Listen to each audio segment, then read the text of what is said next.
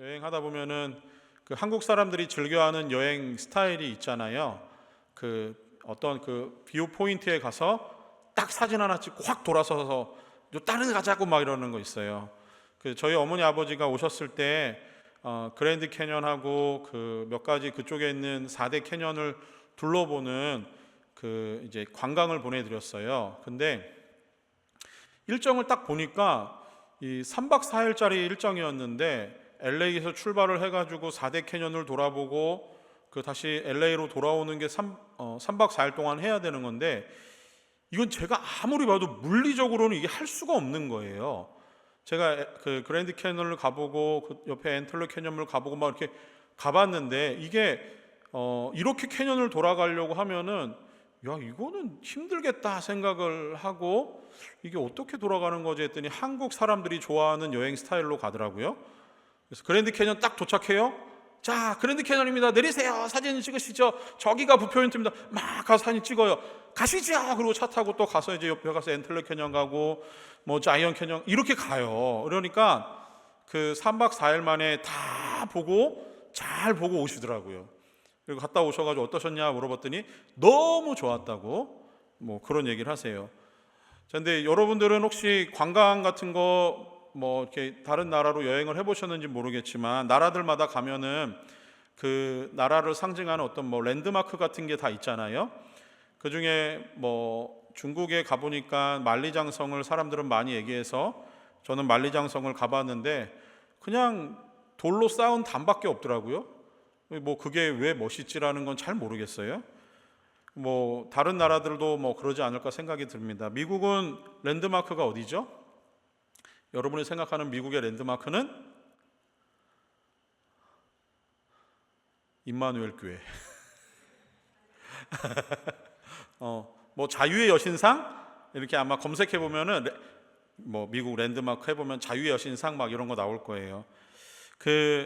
이 랜드마크라고 하는 것은 나라들마다 이렇게 뭐 한두 곳씩은 그 좀 어떤 소중한 의미를 담고 또 그 나라의 그 사람들의 어떤 정서, 감정 이런 것들을 담고 있는 건물이라는 생각이 좀 들어요. 그 이스라엘 사람들에게 있어서 지금 그 사람들에게 랜드마크는 무엇일까라는 것을 구글을 통해서 한번 물어봤더니 구글의 대답은 통곡의 벽이라고 하더라고요. 통곡의 벽 혹시 아십니까? 저는 이스라엘을 한 번도 가본 적이 없어가지고 이게 어떤 모양인지 사진으로밖에 보지 않았는데 이 설교를 좀 준비하면서 내용을 좀 찾아봤어요. 그랬더니 통곡의 벽이 그 로마가 예루살렘을 완전히 정복하는 과정에서 예루살렘이 완전히 무너지고 그 예루살렘의 성전이 무너졌고 그리고 거기에 남아있는 서쪽 벽의 잔재가 통곡의 벽이라고 하더라고요. 유대인들이 로마에 의해서 예루살렘을 다시는 방문하지 못하는 일이 생겼고 이 유대인들이 1년에 단 한 번만 예루살렘을 방문할 수 있을 때 그들이 찾아간 곳은 이 통곡의 벽이었습니다. 왜냐하면은 그 자리는 그들이 너무너무 사모하는 성전이 있었던 자리였기 때문에 그래요.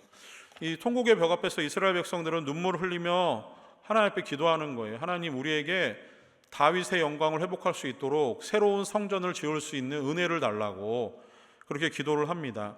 그런데 불행하게도 통곡의 벽에 있는 그 자리는 예루살렘 성전이 있던 자리였는데 지금은 그곳에 더 이상 성전을 지을 수 없게 됐어요. 이유는 딱 하나예요. AD 691년에 이슬람이 그 예루살렘 성전 그 땅에 황금 사원이라고 하는 이슬람 사원을 짓게 됩니다. 그러니 그 이슬람이 거기서 물러나지 않는 이상 거기에는 예루살렘 성전을 다시 재건하는 일은 불가능해졌어요. 그런데 이 황금 사원 역시 이슬람의 3대 성지 중에 한 곳이라고 하더라고요. 그러니 이슬람도 그 땅을 뺏기고 싶지 않을 거예요. 자, 그렇게 놓고 보니까 유대인들이 너무너무 좋아하고 너무너무 그리워하고 그곳에 하나님의 성전이 다시 세워지기를 바라는 그 땅에 이슬람 사람들이 생각할 때에도 그 땅은 우리도 절대로 양보할 수 없는 아주 중요한 우리의 성지이니 그 땅은 지금 종교적으로는 굉장히 소란스러운 논란의 중심이 되어 있는 땅으로 변했습니다. 여전히 유대인들은 그 통곡의 벽 앞에서 울면서 하나님께서 이 자리에 다시 한번 하나님의 영광이 회복되는 성전을 짓기를 바라고 있습니다. 자, 그런데 유대인들이 이렇게 성전에 집착하는 이유가 있어요. 성전은 이스라엘 백성들에게 있어서는 굉장히 중요한 장소예요. 그들은 성전을 중심으로 살았던 사람들입니다. 성전을 통해서 자기들의 민족적인 정체성이 무엇인지, 성전을 통해서 하나님이 하시는 말씀을 통해 그들이 어떻게 살아가야 되는지를 그 성전을 중심으로 해서 살아왔던 사람들이에요. 성전은 역사적으로는 출애굽 하면서부터 하나님이 모세를 통해서 지으라고 하셨던 그 명령한 장소였습니다. 그런데 이스라엘 백성들이 광야에서 생활하는 동안에는 성전인 어떤 고정적인 건물을 지을 수는 없는 형편이었어요. 그래서 하나님은 성막이라고 해서 텐트 형태의 그 하나님이 임재하는 장소를 지으라고 했습니다. 그래서 그 텐트 형태의 성막은 그냥 이동하기 쉬운 성전으로 보시면 돼요. 하나님의 영광이 떠올라서 이동하자라고 하시면은 얼른 가서 그 텐트를 접고 또 그 텐트를 어깨에다 메고 이제 이동을 시작하면 됩니다. 그래서 그 성막 안에 들어가는 여러 기물들이 있어요. 그 기물들은 모두가 한결같이 고리를 가지고 있는데, 그 고리의 용도는 긴 채를 고리 사이에 끼워가지고 이동할 때 제사장들이 어깨에 멜 수 있게 하기 위해서 채를 끼는 고리가 연결되어 있습니다. 자, 그렇게 고리를 메고 이동을 해서 하나님이 자, 여기서 또 멈추자라고 하면은 얼른 또 그 성막을 쫙 펴가지고 하나님을 제사할 수 있는 그 장소를 만드는 그 용도가 성막이었어요. 자, 그런데 하나님이 주신 약속의 땅에 그들이 도착을 했고 정착을 했습니다. 그리고 나서 다윗은 하나님 앞에 이제 성막이 아니라 성전, 고정된 하나님을 향한 집을 짓기를 원했어요. 근데 하나님이 다윗의 마음을 모르시지가 않아요. 다윗은 성전을 짓기를 원했지만 하나님은 다윗에게 너는 성전을 지을 준비만 해라 라고 하시면서 너의 아들 솔로몬이 성전을 짓게 될 것이다 라고 말씀을 하셨어요. 그리고 다윗이 죽고 나서 솔로몬이 왕이 된 이후에 솔로몬이 하나님의 성전을 짓습니다. 7년 만에 짓고 나서 건축이 완료됐어요. 그리고 거기에 하나님의 임재, 하나님이 나타나심, 하나님이 함께 하심을 상징하는 하나님의 언약궤가 성전의 가장 깊은 지성소에 그것을 제사장들이 어깨에 메고 가지고 들어왔습니다. 자, 그때 열왕기상 8장 11절 말씀을 보시면은 그곳에 임하는 하나님의 영광을 이렇게 표현합니다. 제사장이 그 구름으로 말미암아 능히 서서 섬기지 못하였으니 이는 여호와의 영광이 여호와의 성전에 가득함이었더라 라고 말씀을 해요. 다시 얘기해서 이스라엘 백성들이 성전을 중심으로 살아가면서 성전이 완공되었을 때 제사장들이 언약궤를 메고 지성소에 그 하나님의 언약궤를 내려놓으면서 보니까 이 성전을 가득 채운 하나님의 영광의 구름이 있었는데, 이 구름이 어마어마하게 많았는지 이 제사장들이 능히 서서 섬기지 못할 정도로 하나님의 영광으로 가득했다라고 하는 거예요. 그래서 이스라엘 백성들은 하나님의 영광이 가득한 이 성전을 중심으로 살았습니다.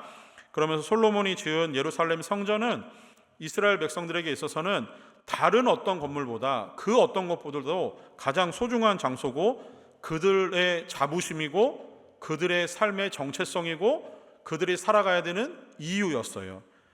그러면서 그들이 생각하기에는 여기가 하나님의 집이니까 하나님은 이 집을 떠나시지 않을 거야 라는 생각을 가졌습니다. 그런데 그들이 가진 그 모든 생각은 헛된 망상이에요. 하나님은 성전을 떠나셨어요. 그리고 솔로몬이 지은 성전은 무너졌습니다. 이스라엘 백성들의 삶의 가장 중요한 삶의 근간이 무너지는 순간이었어요. 하나님이 떠나시고 성전이 무너지는 것에 대해서 하나님은 선지자들을 통해서 그렇게 살면은 이 성전이 무너질 것이다, 내가 떠나갈 것이다라고 말씀을 전했지만 그들은 마치 망할 것을 준비하는 사람들 모양 하나님의 말씀에 귀를 기울이지 않습니다. 이스라엘 백성들은 하나님 앞에 우상을 숭배하고 섬기는 일을 멈추지 않아요. 성전 안에서 우상들을 가지고 들어와서 섬기고, 성전 밖에서는 그들의 모든 삶은 하나님 앞에서 부정하고 부패하고 또 불의한 삶을 살았습니다. 힘을 가진 자들은 없는 자들의 삶을 빼앗고 그들의 삶을 짓밟았습니다. 하나님은 이런 상황을 계속 지켜보고 계셨어요. 그러면서 그들에게 말씀하셨던 것은 돌아오라고, 하나님의 백성으로 살아가라고 하나님이 말씀하셨습니다. 그런데 그들은 하나님의 말씀을 듣지 않아요. 그러니 하나님이 하실 수 있는 일은 딱 한 가지였어요. 그들을 징계하심으로 그들이 돌아오기를 원하신 거예요. 하나님은 징계하시겠다라고 하는 경고의 말씀을 그들에게 주셨고 하나님은 그 말씀을 행하셨습니다.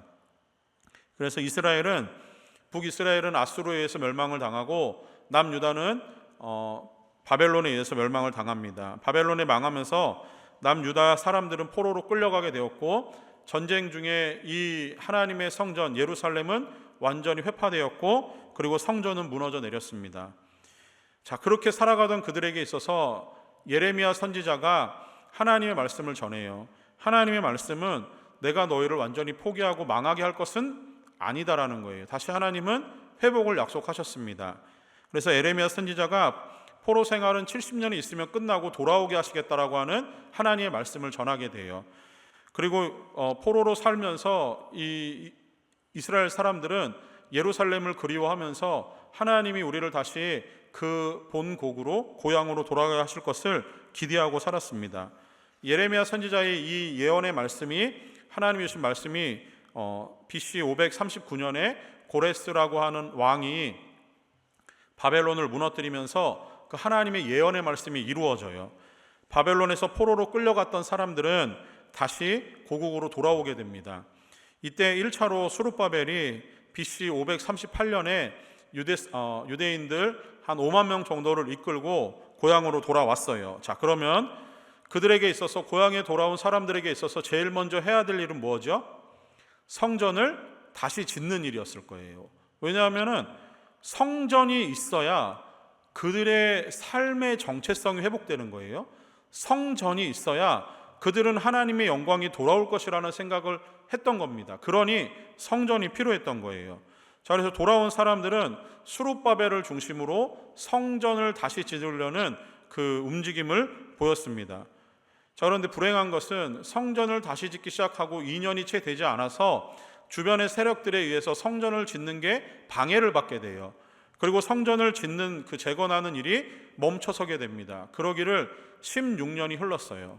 16년이 흐른 날 어느 날 하나님은 학개와 스가랴 선지자에게 이스라엘 백성들에게 선포하라고 하십니다. 성전을 다시 지어라 라는 거예요. 자, 16년 동안 무슨 일이 벌어졌냐면은 하나님이 성전을 못 짓게 하고 방해했던 세력들을 하나님이 역사 속으로 사라지게 합니다. 그리고 하나님은 성전을 지을 수 있는 또 다른 환경을 만들어내세요. 그리고 이스라엘 백성들이 성전을 지을 수 있도록 하나님이 은혜를 베푸셨습니다. 그래서 BC 520년에 바사왕 다리오 때에 다시 성전을 짓는 일이 시작되었어요. 수룹바벨을 중심으로 짓게 되었고 이게 4년 후인 BC 516년에 제성전이 두 번째 수룹바벨의 성전이 완공이 됩니다. 자, 이게 이제 역사적으로 흘러왔던 시간들이에요. 자, 스가랴 선지자는 이때 무슨 일을 했냐면 성전을 재건해야 된다라고 하는 필요성을 이스라엘 백성들에게 전합니다. 그리고 하나님 말씀으로 그들의 삶을 격려해요. 오늘 우리가 읽은 이 스가랴 말씀은 성전 재건에 대한 메시지와 함께 그 이후에 이어지는 말씀이 있는데 회복에 대한 말씀이 나와요. 그래서 스가랴서를 좀 이렇게 봤을 때 스가랴서는 14장으로 구성되어 있는데 이게 두 부분으로 나누면 1장에서부터 8장까지 나눌 수 있습니다. 그리고 9장에서부터 14장의 내용이 있어요. 1장에서부터 8장까지의 내용은 주로 1장에서 6장까지는 하나님이 스가랴를 통해서 보여주신 8가지의 환상의 내용이 나옵니다. 그리고 7장과 8장은 이 1장과 6장에 대한 결론 부분에 해당해요. 그래서 1장에서부터 6장까지는 성전을 지어야 되는 이유와 필요성을 하나님이 8가지 환상을 통해서 보여주세요. 그리고 7장과 8장에서는 성전을 짓는 게 다가 아니다. 너희들이 성전을 지으면 하나님이 다시 돌아오겠다라고 하는 생각을 가지고 있지만 실제로 회복을 위해서는 하나님이 돌아오기 위해서는 준비할 것이 있다라는 얘기를 하세요. 이게 그래서 7장과 8장은 1장과 6장까지의 내용에 대한 결론에 해당합니다. 자, 회복에 대한 메시지를 주시면서 7장과 8장 이후에 9장에서 14장까지는 여러 가지 그 하나님이 주시는 예언의 내용들이 나와요. 근데 이 예언의 내용들은 하나같이 해석에는 조금씩 어려움은 있지만 그 예언의 내용들에 대한 서론적인 내용으로 7장과 8장도 사용이 됩니다. 그러니까 7장과 8장은 약간 중복적인 내용이에요. 회복에 대한 내용인데 이게 앞을 보면은 너희들이 할 일이 무엇인가를 보여주는 결론에 해당하고요, 뒷부분을 보면 서론에 해당해요. 회복을 위해서는 참된 메시아가 오심을 준비하는 회복이 필요하다라고 하는 말씀의 요지가 거기에 있습니다. 자, 이스라엘 백성들은 성전을 회복하기 위해서 그들이 하나님이 약속하신 대로 돌아왔어요. 포로에서 돌아왔는데 성전을 지으면 그들은 곧 회복될 거라고 생각을 했던 거예요. 그런데 그렇지 않아요. 회복은 그렇게 이루어지는 게 아니었습니다. 스가랴 1장 3절 말씀에 하나님이 이렇게 말씀하세요. 돌아오면 내가 돌아가겠다라고 하는 거예요. 자, 이게 어떤 뉘앙스냐면은 70년의 포로에서 돌아오면은 자연스럽게 하나님이 돌아가겠다라는 게 아니에요. 하나님은 포로에서 돌아온 너희들이 마음을 다해서 내게로 돌아오면 내가 너희들에게 다시 돌아가겠다라고 하는 거예요. 그러니까 하나님은 지금 성전을 짓고자 하는 그들의 마음 가운데 그 이전에 그들의 조상들이 행했던 똑같은 죄를 짓고 있다라고 한다면 하나님은 거기에 돌아갈 마음이 없다라는 거예요. 다만 너희들이 성전을 짓는 너희들의 마음이 이전에 조상들이 행했던 죄악에서 벗어나서 하나님께로 마음을 돌리고 돌아온다면 내가 돌아가겠다라고 하는 거예요. 그래서 하나님은 1장과 6장이 끝나면서부터 7장과 8장에서 이 하나님의 새로운 메시지를 주세요. 1장과 6장의 말씀이 끝나고 나서 2년 정도가 지난 시점에 7장과 8장의 말씀이 스가랴를 통해서 나타나는데, 이 2년이 지나는 동안 성전이 지어지고 있는 상황이었어요. 그들의 마음은, 성전을 짓는 그들의 마음은 달라지지 않았어요. 예전에 조상들이 지었던 것과 같은 똑같은 죄가 반복되고 있는 상황입니다. 다만 성전만 짓고 있는 그들의 모습을 하나님이 보시는 거예요. 그러면서 2년이 지나간 그 시점에 하나님이 스가랴를 통해서 너희들이 내게로 돌아오려면 이런 것들은 해야 된다라고 하는 세 가지를 오늘 본문을 통해서 말씀하고 계세요. 자, 그 중에 첫 번째는 이겁니다. 회복을 원한다면 하나님이 나의 삶의 주인임을 인정하라는 거예요. 오늘 나눠드린 주보에 보면은 그 요약본이 있어요. 거기에 밑줄이 그어 있는 블랭크가 있는데요. 거기에 써보세요. 거기에 회복을 원한다면 나의 삶의 주인은 하나님이 나의 삶의 주인임을 인정하라는 거예요. 자, 이게 본문의 14절 말씀에 있는데 14절 말씀을 한번 띄워주세요. 자, 우리가 여기를 다시 한번 읽어볼게요. 같이 읽습니다. 만군의 여호와가 이같이 말하노라. 너희 조상들이 나를 경노하게 하였을 때에 내가 그들에게 재앙을 내리기로 뜻하고 뉘우치지 아니하였으나, 이렇게 기록을 합니다. 자, 한글 성경에는 다 표현되지 않은 한 가지 표현이 있어요. 만군의 여호와가 이같이 말하노라 앞부분에 있죠. 이게 14장 말미에도 히브리어 성경을 보면은 만군의 여호와가 말한다라고 하는 표현이 또 있어요. 자, 이게 히브리어에서 만군의 여호와를 야훼 체바오트라고 하는 단어를 쓰는데, 야훼 체바오트가 앞부분에도 있고 뒷부분에도 있습니다. 두 번이 나옵니다. 자, 이게 뭐냐면은 체바오트, 만군의 하나님이라고 하는 이 표현은 하나님께서 온 세상에, 그러니까 특별히 하늘 군대의 주인, 사령관 되신 하나님을 나타낼 때 쓰는 표현이에요. 그런데 하나님께서 온 세상의 역사를 주관하시면서 인간의 문화 속에 들어오셔서 하나님이 싸우시는 듯한 모습이에요. 그러면서 싸우시는 이유는 하나죠. 하나님의 백성을 하나님이 지키시겠다라고 하는 거예요. 자, 그래서 이것을 조금 직역을 하면은 이 14절은 이렇게 표현이 됩니다. 주어가 빠져 있는데 주어를 넣어보면서 해석을 해볼게요. 나 만군의 여호와가 이같이 말하노라. 내가 너희 조상들이 나를 경노하게 하였을 때 내가 너희에게 재앙을 내리기로 계획하고 내가 그 재앙을 내리겠다는 계획을 바꾸지 않았던 것이에요. 나 여호와가 이렇게 말한다라는 거죠. 뉘앙스가 조금 다르죠. 하나님은 지금 이스라엘 백성들에게 내가 이 일을 하겠다라고 하는 겁니다. 언제부터? 조상들이 하나님 앞에서 하나님을 경노하게 만들었을 그때부터 성전을 재건하고 있는 지금까지 나는 너희들이 하나님이었다라는 거예요. 하나님은 한순간도 그들을 떠나신 적이 없어요. 이스라엘 백성들은 다들 헛된 것에 관심이 쏠려서 하나님을 떠나기에 바빴을 때에도 하나님은 재앙을 준비하시고 징계를 준비하시는 과정에서도 하나님은 이스라엘을 떠나시고 버리신 적이 없어요. 그들은 진노를 당해서 망하게 되었다라고 생각했을 때도 하나님은 그들의 여전한 하나님이셨던 거예요. 또 그들이 돌아왔습니다. 그들에게 원하는 것은 그들의 삶의 안정과 평화였을 거예요. 그때에도 여전히 하나님은 그들에게 평화와 안정을 주시면서 하나님의 하나님 되심을 보이시고 계는 거예요. 그러니까 하나님은 여전한 마음으로 그들의 삶을 지켜보고 계시는 하나님이셨던 거예요. 자녀들을 키우다 보면은 부모의 마음이 하나님의 이런 마음 같아요. 내 자녀가 한시도 내 눈에서 떨어지는 것을 볼 수가 없어요. 항상 지켜보게 됩니다. 위험에 처하지는 않을까, 어려움은 당하지 않을까, 그 마음으로 부모가 자녀를 바라봐요. 하나님이 그 눈으로 이스라엘을 지켜보고 바라보셨던 거예요. 이렇게 하나님의 여전한 눈으로 성도들의 삶을 지켜보십니다. 하나님의 눈은 언제든지 한 곳을 향해요. 그게 누구냐면 바로 여러분인 거예요. 하나님의 백성된 여러분의 삶을 하나님이 꿰뚫어 보고 계세요. 그러니 하나님은 자비하신 음성으로 평안을 주시기를 원하시는 거예요. 하나님은 여러분의 삶 가운데 목자가 되어주셨어요. 그리고 그 삶을 하나님이 지켜주세요. 시편 23편을 보면은 하나님은 여호와는 나의 목자라는 고백이 있습니다. 우리의 삶은 목자의 음성을 듣고 따라갈 때에만 하나님이 주시는 영원히 잘되고 범사가 잘되는 형통한 삶을 살게 되어 있는 거예요. 그런데 하나님이 우리와 함께 하시는 그때에도 때로는 사망의 음침한 골짜기를 걷게 되어 있어요. 그래서 우리의 삶에 때로는 고통과 고난, 힘들고 슬픈 장면들이 나타날 수 있습니다. 그때 주님이 우리를 떠나신 것이 아니라 주님이 그때도 우리의 주인 되시는 거예요. 그 고난과 고통을 통해서 하나님은 우리를 여전한 사랑으로 바라보시는 것을 깨닫게 하십니다. 그리고 마침내 하나님은 우리를 최후의 승리의 자리로 이끌어 가시는 거예요.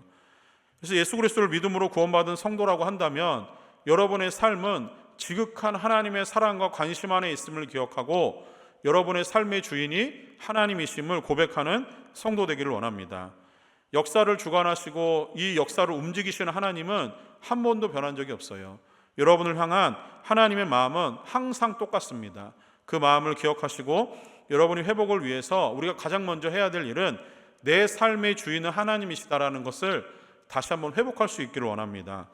두 번째로 회복을 원한다면은 오늘을 하나님의 자녀답게 살아가야 돼요. 하나님의 자녀답게 살아야 됩니다. 오늘 본문의 16절, 17절의 말씀은 이스라엘 백성들에게 주시는 직접적인 하나님의 명령이에요. 자, 우리가 이것을 오늘을 살아가는 우리에게 주시는 하나님의 명령으로 생각하고 16절과 17절 다시 한번 읽어보도록 하겠습니다. 함께 읽습니다. 너희가 행할 일은 이러하니라. 너희는 이웃과 더불어 진리를 말하며 너희 성문에서 진실하고 화평한 재판을 베풀고 마음에 서로 해하기를 도모하지 말며 거짓 맹세를 좋아하지 말라. 이 모든 일은 내가 미워하는 것이니라. 여호와의 말이니라. 아멘.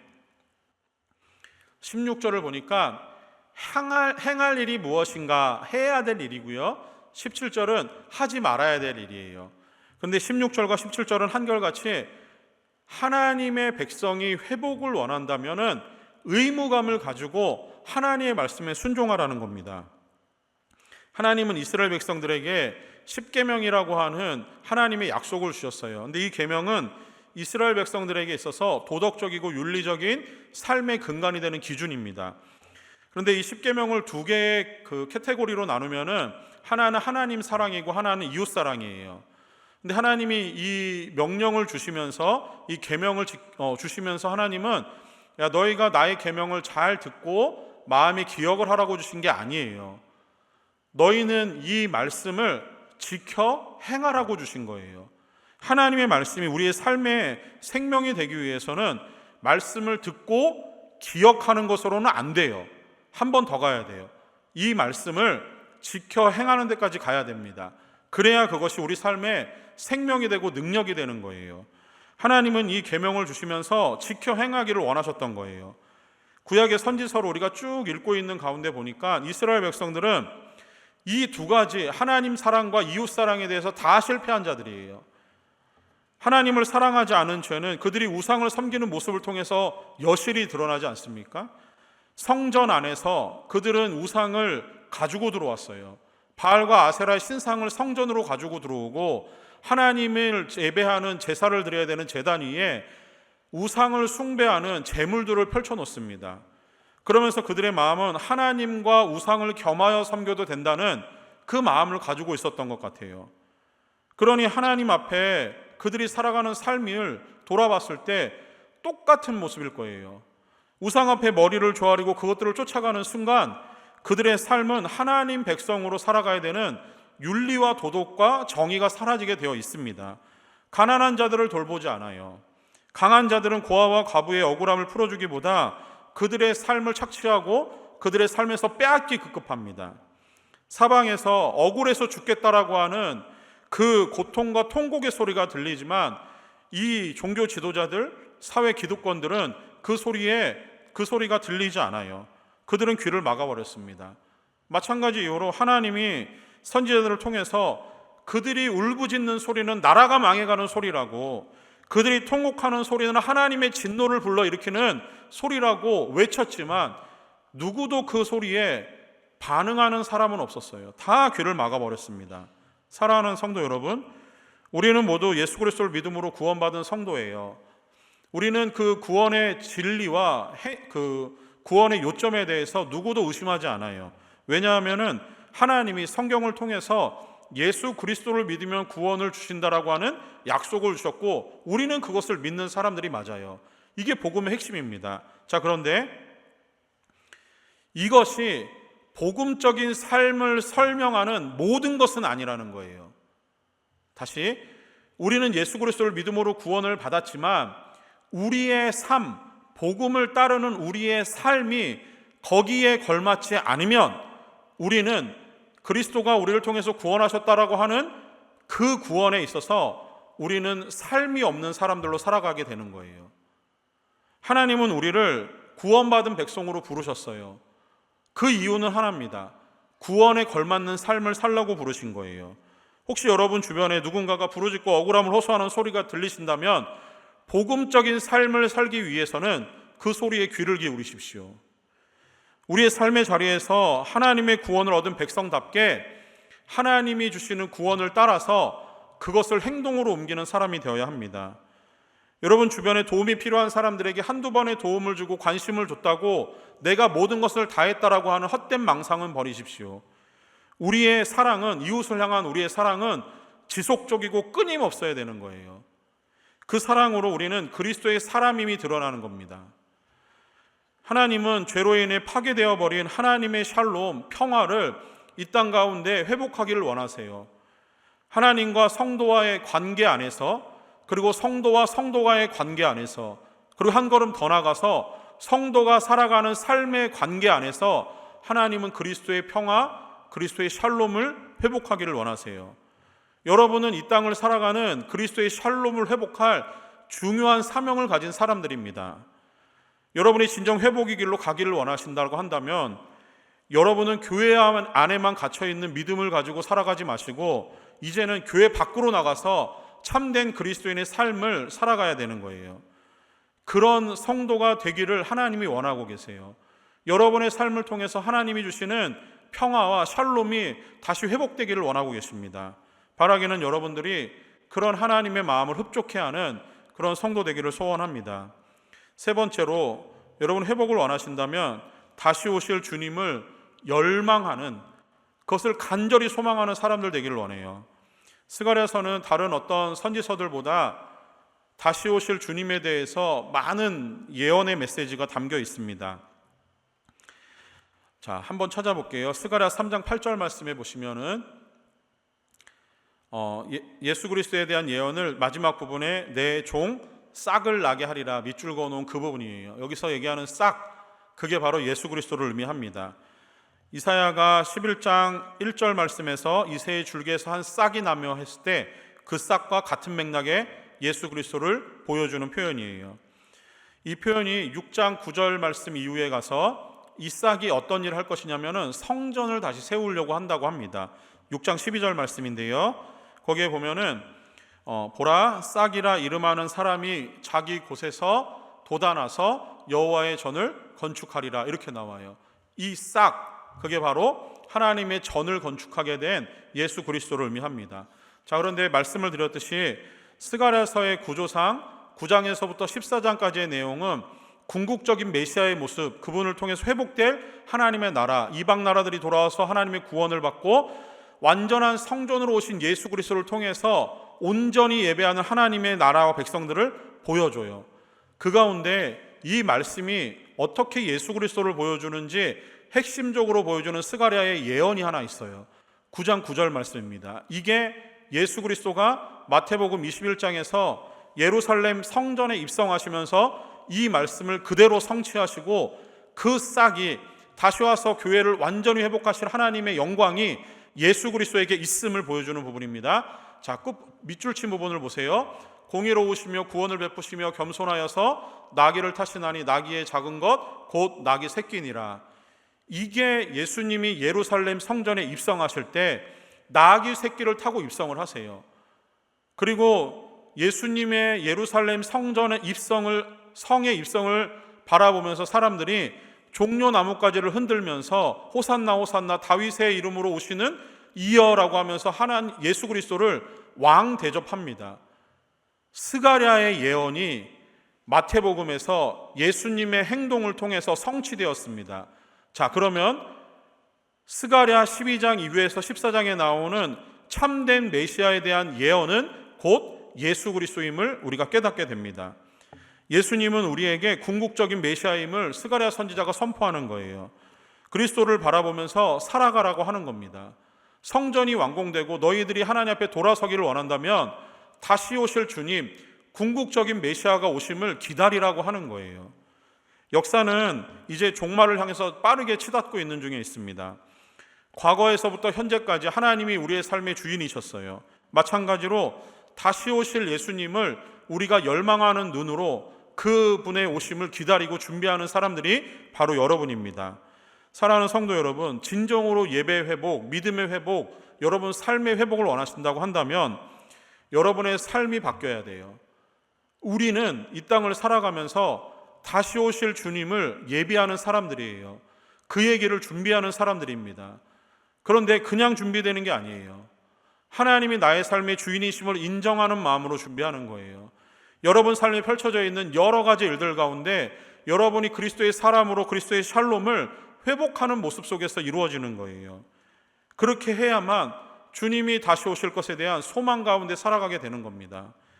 통곡의 벽 앞에서 눈물을 흘리며 통곡하면서 다윗의 후손이 다시 오셔서 그가 다시 예루살렘 성전을 회복할 것이다 라고 기다리며 눈물을 흘리는 유대인들의 어리석음으로 여러분 살아가지 마십시오. 그분은 이미 오셨고 나중에 다시 오시겠다라고 우리에게 말씀을 하십니다. 우리는 그 어리석음이 아니라 지금 있는 그곳에서 여러분 스스로가 하나님의 성전임을 기억하고 그곳에서 주님 오실 길을 예비하며 하나님의 샬롬을 세상 가운데 선포하고 그 샬롬을 여러분의 삶으로 만들어가는 그런 믿음의 사람들 되기를 원합니다. 또한 다시 오시겠다라고 하는 참된 성전이신 예수 그리스도를 믿음으로 바라보며 그분에게 우리의 소망을 두고 어떠한 삶의 고통과 고난이 다가온다 하더라도 멈칫하지 마시고 그 고통 속에서도 여전히 일하시며 소망 되시는 주님을 붙들고 한 걸음 한 걸음 그리스도의 제자밖에 여러분의 주어져 있는 삶의 시간들을 살아갈 수 있기를 소망합니다. 여러분, 지금 우리가 해야 할 일을 오늘 바로 하지 않으면 여러분에게 다가오는 내일은 오늘을 살아내지 않았다라고 하는 절망과 슬픔과 아픔 속에서 내일을 맞이하게 될지 모르겠습니다. 바라기는 주어진 오늘 하루를 하나님이 주신 하나님의 영광 앞에 여러분의 삶을 감사함으로 드리고 그리고 지금 해야 할 일을 멈칫하지 마시고 실행할 수 있는 성숙한 그리스도인 되기를 간절히 소망합니다.